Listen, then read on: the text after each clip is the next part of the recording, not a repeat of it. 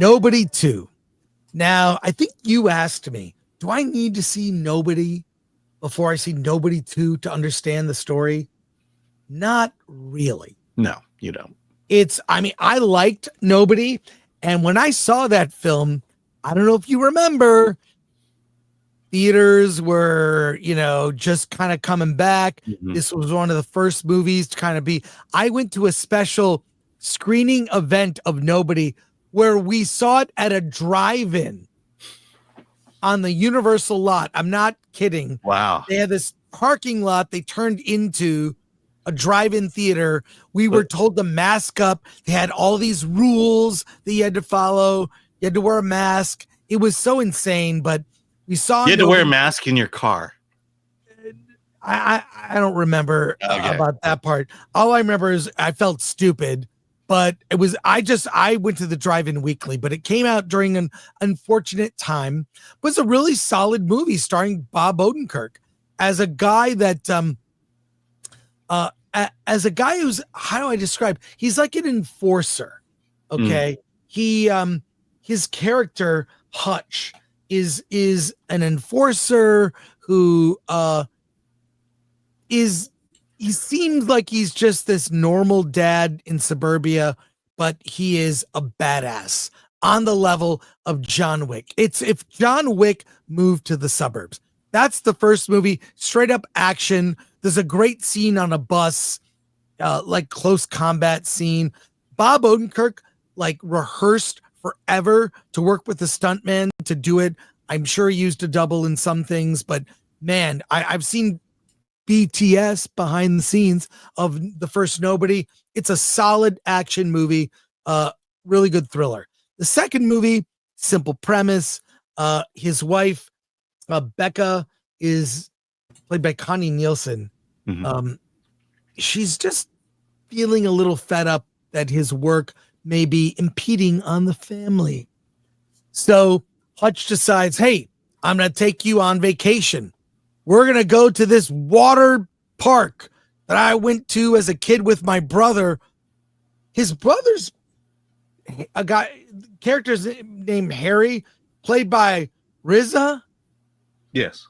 No explanation why his brother happens to be. Was he in the first movie? I don't remember. Okay. I don't think he was.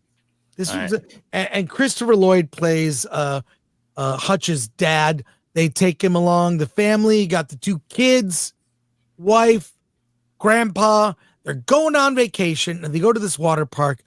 Guess what? Trouble follows them.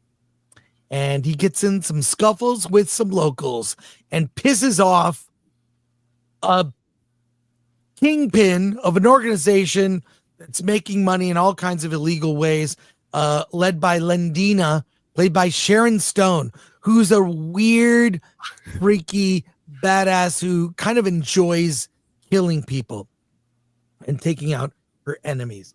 And everything just escalates and escalates. It's kind of, and actually I thought the first half hour was kind of slow. Once there's this, there's an action scene on a boat, kind of a repeat or a rhyme with the bus close combat action scene. The scene on the boat is really good. In some ways, kind of tops that bus scene. And that's when that's when the movie kicks into gear about 30 minutes in. It's a ride to the end, culminating in some really great action scenes. And characters pay off in the town. Colin Hanks plays this corrupt cop in the town he looks older than his dad. Yeah, he looks they did stuff to Colin Hanks. Yeah, he has a weird haircut. He has a weird haircut. Anyways, it's 90 minutes. I mean, the movie is short. Pretty tight. But I was really kind of disappointed for that first 30 minutes. The slow build was like, oh, when is this going to get going? Once it gets going, it doesn't stop. So it's, I recommend it. I thought it was super fun. I had a great time with it. And, it does have kind of a sense of humor. I mean, this is Bob Odenkirk as Hutch he has really, I mean, he's just relentless. Yeah. I mean, although watching it, I'm not sure if I 100% buy a guy his age being able to take out some of these people. It's I think that's the conceit of the movie, is that right. Bob Odenkirk is not your typical action star, and right. I think it really plays off that very well. Both. What did you think? I have a few more comments, but what did you? think? First of all, Sharon Stone, her character, she is the crime boss of the city. She is. I don't know. I think if it were any other actress, you'd say this is a weird character, and then you realize, oh, it's Sharon Stone. She's acting like Sharon Stone. I have not seen the first movie, and I think the filmmakers did a great job of, in that first opening moment, just kind of give you an idea of who this character is. And so locked in, I understand it. The only thing you really have to buy in this movie is that Bob Odenkirk is this kick-ass kind of dude. And I think for the sake of the, realizing you're going to sit there for 90 minutes, it clicks in. The first 30 minutes is really about the family aspect of it. As crazy as this movie gets, it is really about family, about a father who's just not been there. To see his kids because he's not there, his kids, the son kind of takes on his tendencies for violence. And then you have a daughter who he barely sees, and then a wife who is just kind of disappointed over and over again when he has to do these assignments. And then you realize the stuck place he's in, where he has a massive debt he has to pay off. And that's why he's involved in these things. And then, anyone who's worked a job, the idea of, I just need a break. And that's that is so that first half hour really is to set up the emotional impact, the characters, all the characters, and then the emotional payoff at the end.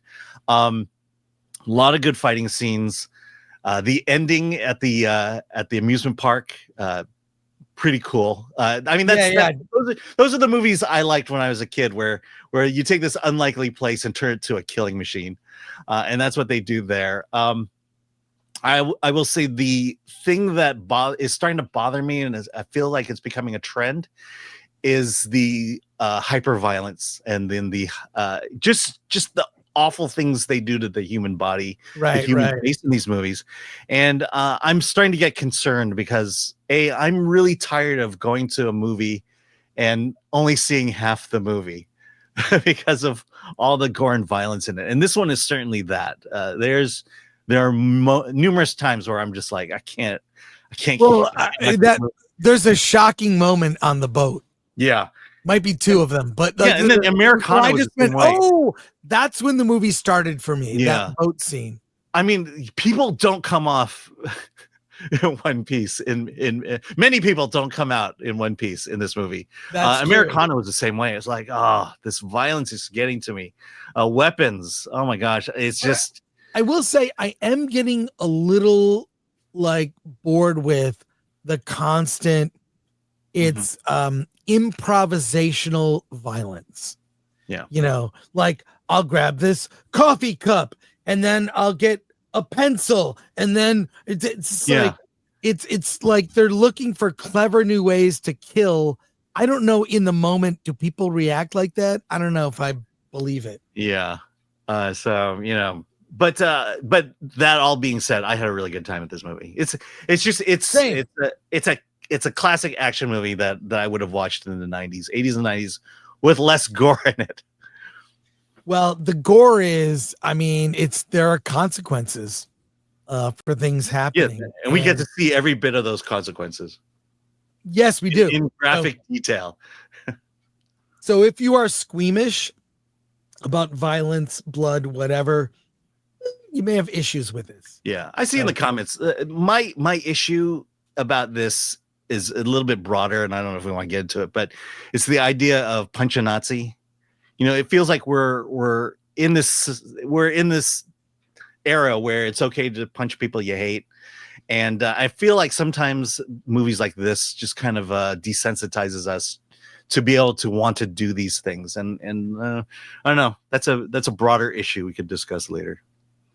Well, I think in spite of all of that, I had a great time, and I recommend Nobody 2.